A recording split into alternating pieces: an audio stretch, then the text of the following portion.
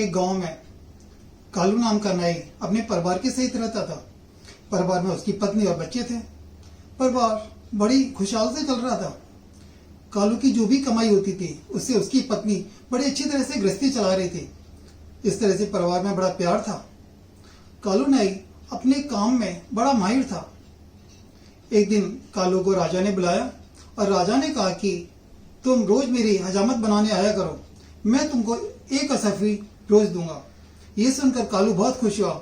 जब कालू ने अपनी पत्नी को ये बात बताई तो उसकी पत्नी भी बहुत खुश हुई। इस तरह से कालू डेली राजा की हजामत बनाने जाने लगा और उसको 1 असफी रोज मिल जाती।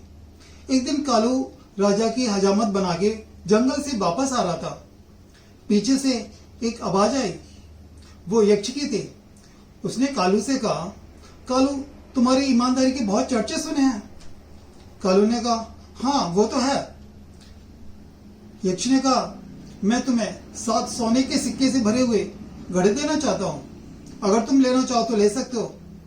एक बार तो कालू सोचने लगा, लेकिन फिर पता नहीं कालू के मन में लालच आया और कालू ने हाँ कर दी। इस तरह से यक्ष ने कालू से कहा कि जब तक तुम घर पहुंचोगे वो 7 घड़े तुम्हारे घर पहुंच जाएंगे।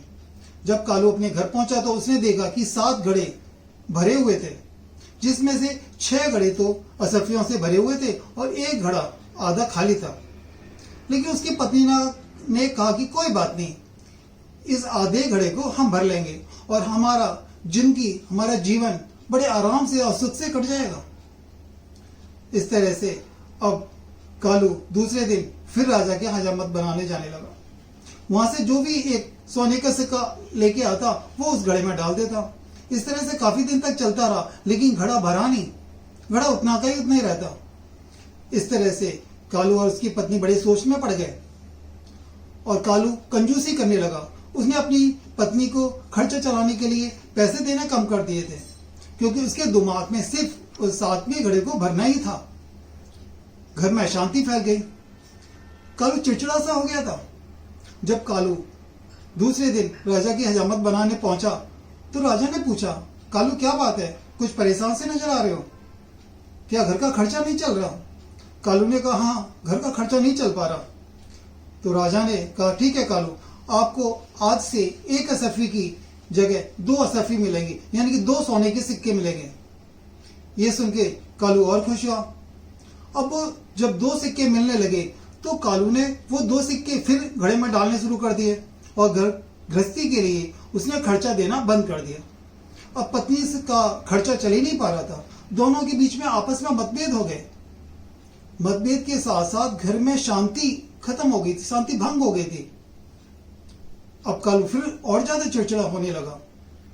जब कालू एक दिन फिर राजा की हजामत बनाने पहुंचा तो राजा ने कहा, कालू क्या बात है, अब तो मैंने आपको 2 सिक्के कर दिए, फिर भी तुम खुश नहीं हो।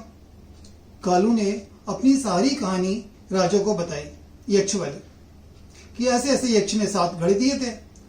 राजा ने कालू को कहा, कालू तुम लालच में आ गए हो, उस 7 घड़े को तुम यक्ष को वापस कर दो, और जिस दिन तुम 7 घड़े को यक्ष में को वापस कर दोगे, घर में तुम्हारी शांति आ जाएगी, प्यार आ जाएगा, प्रेम आ जाएगा। कालू ने राजा की बात मान ली और 7 घड़े वो वापस कर आया।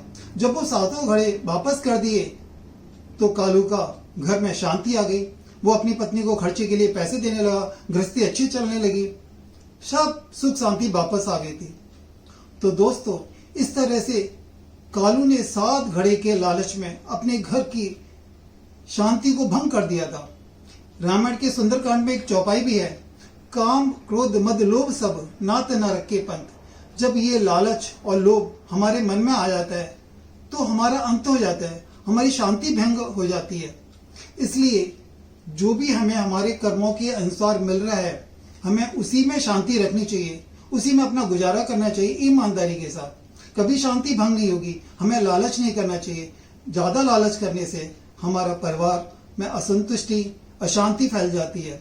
और मन की शांति सबसे बड़ी चीज है। अगर मन की शांति और अच्छे विचार हैं तो घर में हमेशा शांति रहेगी। Thank you.